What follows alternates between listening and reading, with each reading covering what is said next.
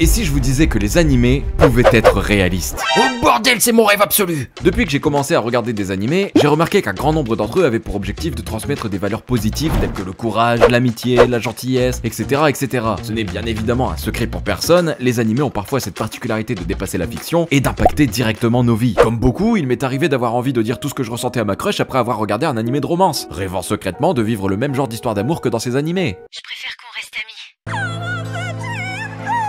Comme beaucoup, à force de regarder des animés de sport, j'ai été motivé à l'idée de moi-même me dépasser. Sauf que cette motivation n'est restée que 3 jours.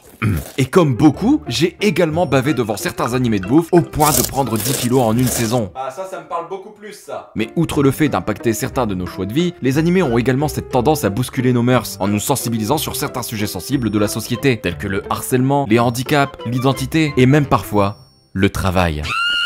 Ah oui, c'est vrai, on est sur une chaîne de Weeb ici. Il y a certains mots à ne pas prononcer. Et si je vous dis ça, c'est parce que récemment, il m'est arrivé de me poser devant ce qui s'annonçait comme un simple petit animé de zombies sans aucune originalité, mais qui au final, s'est révélé être beaucoup plus impactant qu'il n'y paraissait. Cet animé en question, c'est Zom 100 Bucket List of the Dead. Et étant fan de zombies, oui, j'aime les nanars. Zom 100 était clairement un animé que je convoitais depuis un petit moment maintenant. Et pour tout vous dire, à l'issue du premier épisode, bah j'ai absolument pas été déçu. Non mais sérieux, c'est quoi ce poulet? Une animation des plus folles qui soit, une histoire qui tient en haleine du début à la fin, et surtout des messages de sensibilisation hyper impactants qui, à chaque fin de visionnage d'épisode, me permettaient de comprendre à quel point ma vie était merdique. Oui, ça peut être assez étonnant de la part d'un animé de zombies, je le conçois. Et pourtant, je vous garantis qu'à l'issue de seulement 4 épisodes à l'heure où je fais cette vidéo, j'avais qu'une seule envie, aller mettre une énorme claque à mon patron et profiter moi aussi de la vie en partant à la chasse aux zombies.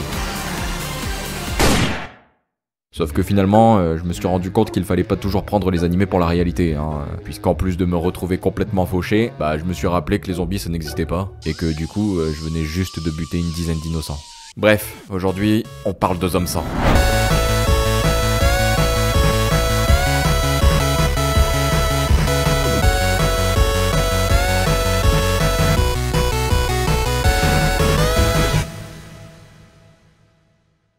Akira Tendo, jeune homme de 24 ans qui vient tout juste de terminer ses études, se retrouve à intégrer une boîte qui à première vue paraît franchement cool. Une bonne ambiance générale, des collègues avenants, et surtout, une comptable très gentille et surtout super jolie qui fera instantanément chavirer son cœur. En plus de ça, les salariés de la boîte ont droit aux congés payés, aux congés familiaux, aux absences exceptionnelles. Bref, on aurait tendance à penser qu'il s'agit là de la boîte parfaite. Mais comme le dirait si bien un célèbre tolard, enfin je veux dire youtubeur. Ouais, parce que sachez-le, la boîte parfaite n'existe pas. Ah bah je peux vous dire que j'ai eu affaire à assez de DRH pour le savoir. Mais ta gueule, t'es youtubeur toi! Et effectivement, tout ça n'est que de la poudre de perlimpinpin, puisqu'en réalité, la boîte dans laquelle Akira a postulé est en fait une boîte qui pratique l'esclavagisme. Une boîte où les employés sont forcés de rester tard dans la nuit, n'ont que très peu de temps pour dormir, sont en constante rivalité pour créer une stimulation, et en plus de ça, sont traités comme des chiens. Non mais dites-vous qu'ils sont tellement malmenés qu'il y en a qui collectionnent les ulcères et d'autres qui pissent carrément du sang. Bon alors, je suis pas expert en la matière, mais je pense que tous les médecins vous le diront. Du sang qui sort de la zigounette. C'est pas normal. Et plus les années vont passer, et plus Akira va lui-même subir les frais d'une telle exploitation. Son état physique va se dégrader de plus en plus, sa santé va également être grandement impactée, mais plus que tout, c'est son mental qui va subir le plus gros dégâts, puisque à force de sombrer dans le désespoir, bah Akira, il va commencer à penser au suicide. Sa seule et unique source de bonheur dans sa vie se résume à Saori, la comptable dont il est éperdument amoureux, et qui, bizarrement, elle ne souffre absolument pas du tout, Bon, en même temps, elle se fait sauter par le patron, donc bon. C'est donc ça la solution pour être heureux au travail. Patron, faut qu'on parle. Ce jour-là, Revor n'obtint aucune promotion, juste un énorme mal de cul. Akira n'a donc plus aucune attache à cette vie misérable qu'il mène, et commence à vraiment penser de plus en plus à se donner la mort. Mais contre toute attente, un événement inattendu va se produire et changer totalement son quotidien. Et cet événement, c'est une putain d'invasion de zombies. Mais Akira, cette invasion, ça lui provoque absolument pas la réaction attendue. Au contraire, lui, tout ce qu'il pense, c'est que grâce à ça, bah il a plus besoin d'aller travailler. Après, les lettres de démission, c'est bien aussi, Et c'est à partir de ce moment qu'Akira va commencer à retrouver l'envie de vivre. Il va profiter de sa nouvelle vie de chômeur et prendre du bon temps pour lui. Les gens crèvent les uns après les autres, les zombies sont de plus en plus nombreux, mais bas les couilles, il peut faire ce qu'il veut. Et c'est d'ailleurs ce qu'il va faire, puisqu'il va établir une liste de 100 choses à faire avant de se transformer en zombie. Et c'est donc à partir de ce moment qu'on va suivre les aventures d'Akira, dans ce monde post-apocalyptique dans lequel il va devoir survivre, faire des alliances, se battre contre des zombies. Bon, alors, ouais, je sais ce que vous allez me dire, on est ici dans un scénario très bateau. Ce que je veux dire, c'est que quand on évoque des œuvres parlant de zombies, on a souvent tendance à les associer aux nanars. Non mais c'est vrai, faut être réaliste, contexte, les films de zombies, c'est très souvent des clichés à outrance et des scénarios que même ChatGPT aurait mieux écrit. En même temps, difficile de faire pire que le dernier Resident Evil. Comment ta sœur peut être si intelligente alors que toi, Chris, tu es si bête? Le méchant. Le méchant. En vrai, les œuvres qui parlent de zombies, c'est un peu comme les isekai en fait. Chaque année, on en a une multitude de nouveaux, et à chaque fois, on a les mêmes clichés qui subsistent. Pourtant, malgré tous ces clichés, il faut tout de même avouer que certaines de ces œuvres mettant en scène des zombies parviennent à apporter leur touche unique, à créer leurs propres univers et à explorer des thèmes spécifiques. Par exemple, The Last of Us se distingue par son exploration approfondie des relations humaines et des émotions complexes qui en découlent dans un monde dévasté par une épidémie de zombies. De son côté, The Walking Dead se concentre sur le côté survie, mettant en avant les dilemmes moraux auxquels les personnages doivent faire face pour rester en vie. Faites pas les innocents, on a tous joué au jeu Telltale, et on a tous fait les mêmes choix. Et vous savez très bien de quoi je parle. Oh mon Dieu, ils ont tué Kenny! Espèce d'enfoiré! Les jeux Resident Evil, quant à eux, jouent sur l'horreur pure, offrant une expérience effrayante où les joueurs doivent lutter contre ces créatures cauchemardesques dans un univers oppressant. Et enfin, les œuvres comme Shaun of the Dead ou Bienvenue à Zombieland, qui brillent de par leur humour absurde et leur capacité à tourner en dérision le genre zombie tout en restant fidèle à ses racines. C'est d'ailleurs dans cette variété d'approches et de thèmes que réside la richesse du genre zombie. Et c'est justement dans cette perspective que j'ai été agréablement surpris en découvrant Zom 100. Ouais, maintenant on le prononce à la française, ouais. Franchement, cet animé réussit habilement à regrouper toutes ces qualités qui ont fait le succès des œuvres précédentes, tout en apportant sa propre vision rafraîchissante du genre, que ce soit au moyen d'une ambiance particulièrement oppressante, de l'exploration des relations humaines à travers ses personnages, de son aventure permanente, mais aussi et surtout de son humour qui fait mouche à chaque fois. Oui, il m'en faut peu. L'histoire de ce jeune homme confronté à l'apocalypse zombie et qui décide de réaliser une liste de choses à faire avant de mourir en tant qu'humain, franchement c'est à la fois original, hilarant, mais aussi particulièrement émouvant en fait. La série parvient vraiment à jongler avec habileté entre l'horreur, l'action et l'humour, créant ainsi une atmosphère équilibrée et qui parvient à maintenir notre intérêt du début à la fin de chaque épisode. Et franchement, ça fait ultra plaisir d'avoir un animé qui parle de zombies. Parce que bon, on va pas se mentir, même si les histoires de zombies sont extrêmement répandues en termes de films, séries ou jeux vidéo, bah, en ce qui concerne les animés, c'est une autre histoire, hein. Alors oui, on a tout de même eu le droit à certaines œuvres par-ci par-là. Mais bon, entre une histoire d'amour entre un humain et une zombie, des gamines qui se retrouvent à devoir survivre à une apocalypse dans leur école, et... est-ce qu'on a vraiment besoin de se rappeler de ça? Bah, les animés de zombies, c'est franchement pas folichon, hein, soyons honnêtes. Du coup, voir là un animé qui prend vraiment à cœur d'explorer toutes les facettes du genre, en proposant une histoire qui se démarque du lot et qui parvient à être vraiment agréable à suivre, bah ça fait du bien. Surtout quand on voit à quel point l'investissement a été colossal pour réaliser une œuvre de qualité. Bon, alors, je pense qu'en vrai, techniquement, j'ai pas franchement besoin de stipuler à quel point l'aspect artistique de l'animé est une réussite, hein. Parce que bon, je pense que comme moi, vous avez des yeux.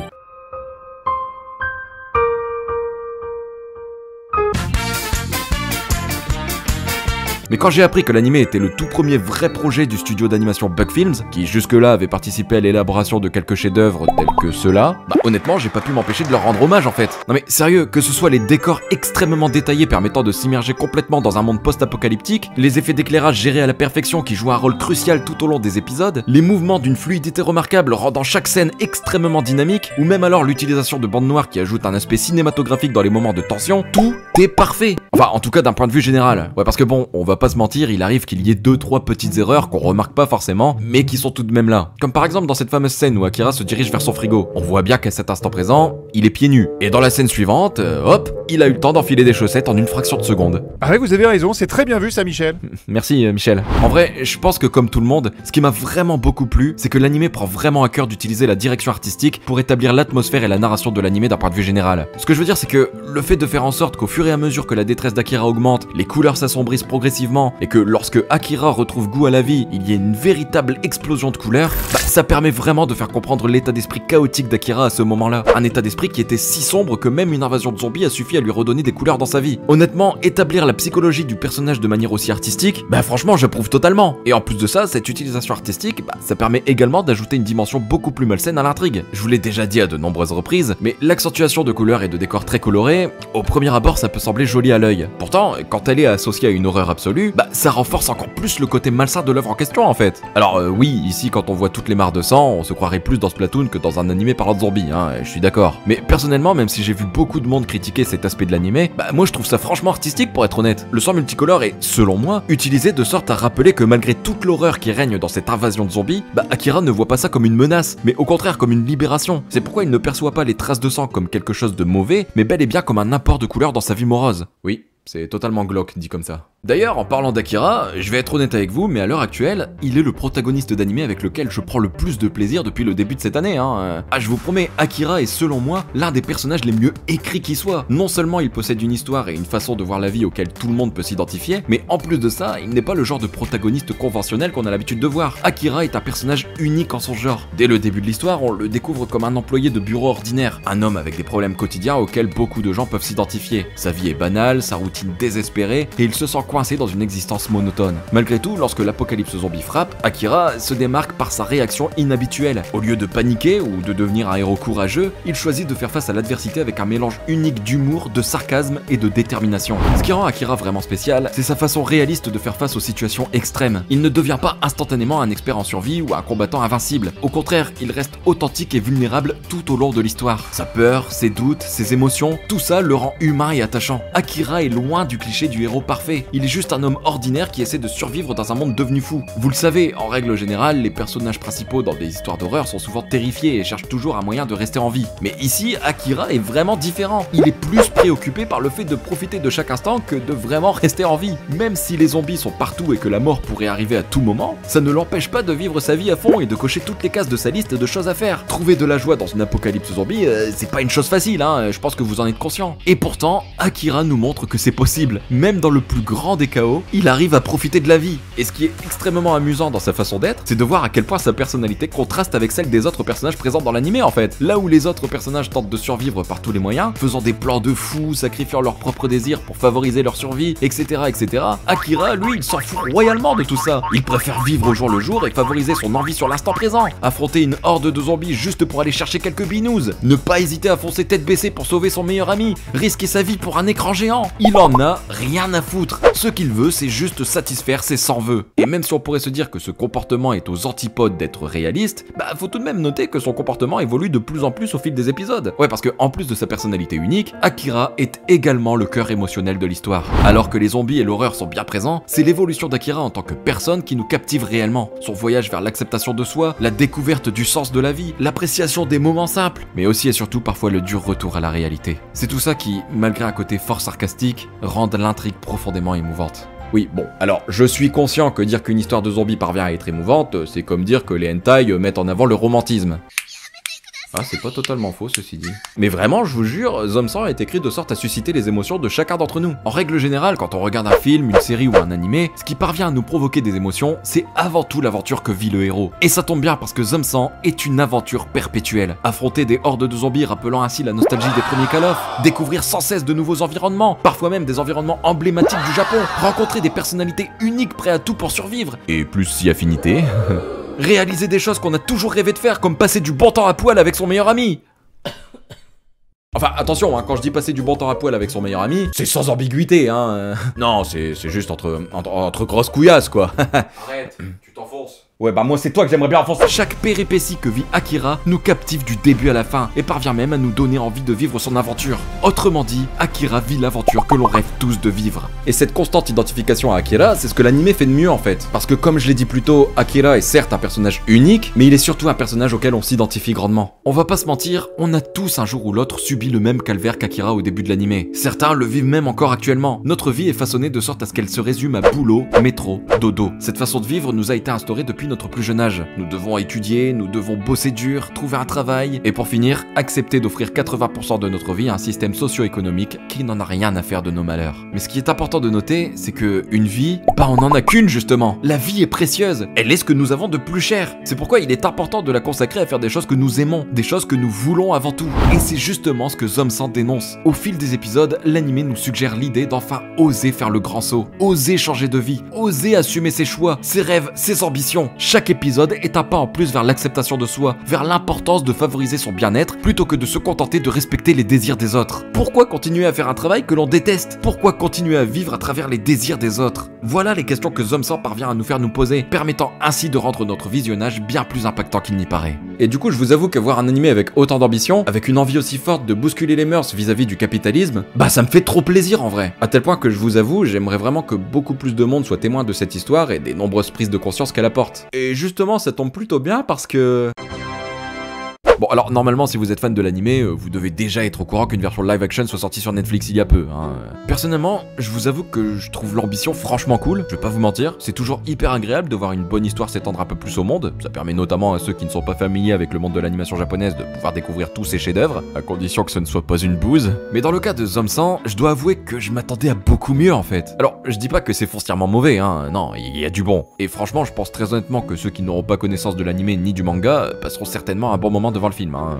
Mais soyons honnêtes, l'essence même de l'animé n'est que très peu représentée. Non mais le début s'enchaîne à une vitesse incroyable, à tel point qu'on n'a même pas le temps de prendre conscience de toute la souffrance d'Akira en fait. Pour vous dire, dans les premières minutes du film, on voit Akira intégrer l'entreprise, tomber amoureux de Saori, et peu à peu comprendre qu'il est exploité, et seulement 10 minutes plus tard, on le voit dans cette scène où il part faire ses courses et où il rencontre ses voisins. Pour vous dire, ça survient seulement au début de l'épisode 2 dans l'animé, hein, donc au bout de 25-30 minutes. Et du coup, je pense vraiment que c'est là le plus gros souci du film en fait. Selon moi, l'animé ne prend vraiment pas le temps de développer les scènes les plus importantes et se contente juste de rusher pour rentrer directement dans le feu de l'action. Bon, du coup, moi je vous avoue que j'ai arrêté mon visionnage au moment du sauvetage de Kensho, hein. Non, parce que en vrai, je sentais que si je continuais, j'allais me spoil la suite de l'histoire, mais en moins bien, avec plein de détails manquants et tout. Donc bon, j'ai préféré favoriser l'animé, hein, je vais pas vous mentir. Non, parce que dites-vous que dans le film, il y a même pas la scène où Tencho se libère de ses chaînes en fait. Une scène qui, selon moi, est des plus importantes, puisqu'elle montre toute l'ampleur de cette invasion de zombies, mais aussi et surtout toute la richesse qui réside dans chacun des personnages de l'œuvre. Non, vraiment, c'est dommage, mais le film a, encore une fois, selon moi, transformé une œuvre vraiment unique avec un potentiel énorme en un vulgaire film de zombies banal. Enfin bref, quoi qu'il en soit, je vais m'arrêter là parce que la vidéo commence à être extrêmement longue et je sens que je vais m'amuser sur le montage. Mais sachez que si je pouvais, j'aurais encore énormément de choses à dire sur cette œuvre, que ce soit les clins d'œil présents dans chaque épisode, que ce soit mes théories vis-à-vis de l'histoire, et sachez que j'en ai pas mal. Ou même tout simplement la suite de l'histoire qui, d'après ce que j'ai lu, ne fait que progresser de chapitre en chapitre. Zom-san est sans aucun doute mon plus gros coup de cœur de cette année. J'ai bien dit de l'année. Non seulement parce que je suis complètement fan du genre zombie, hein, ça c'est un fait, mais aussi et surtout parce que comme je n'ai fait que le répéter tout au long de cette vidéo, l'animé prend des directives vraiment intéressantes et arrive toujours à susciter notre intérêt du début à la fin. Zom-san nous fait vivre l'aventure que nous rêverions tous de vivre, une aventure où notre seule préoccupation est de réaliser tous nos rêves avant qu'il ne soit trop tard. Alors jamais j'aurais pensé dire ça un jour d'une œuvre parlant de zombies, hein, je vais être honnête avec vous, mais Zom-san sensibilise vraiment sur ce qu'est la vie, sur l'importance de vivre sa vie à fond et sur l'importance de ne pas gâcher son existence. Et rien que pour ça, je pense très sincèrement que l'animé mérite vraiment sa visibilité actuelle.